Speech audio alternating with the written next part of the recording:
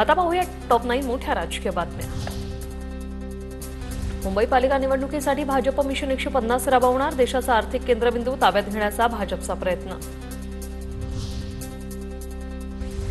BMC निवडणुकीत 227 पैकी 100 जागांवर शिवसेनेचा दावा। माजी नगरसेवकांना सज्ज राहण्याच्या शिंदेंच्या सूचना। शिवसेनेकडून 70 ते 75 संभाव्य उमेदवारांची तयारी, सूत्रांची माहिती।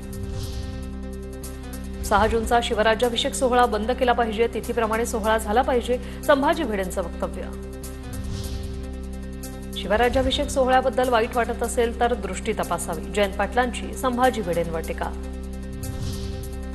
भिडेंनी मत मांडलं, पण सरकारची भूमिका स्पष्टच आहे, सरकारने यापूर्वी निर्णय घेतलाय, चंद्रशेखर बावनकुळेंची प्रतिक्रिया। माफी मागा अन्यथा तुमच्या तोंडाला काळं फासणार, मराठा क्रांती मोर्चाचा संभाजी भिडेंना इशारा। भिडेंना वेड्यांच्या रुग्णालयात दाखल करा, मराठा क्रांती मोर्चाची सरकारला विनंती। छत्रपती संभाजीनगरमधील घटनेप्रकरणी कारवाई करू, फडणवीसांची प्रतिक्रिया। तर राजरोसपणे महाराष्ट्रात लूट सुरू, जयंत पाटलांची टीका।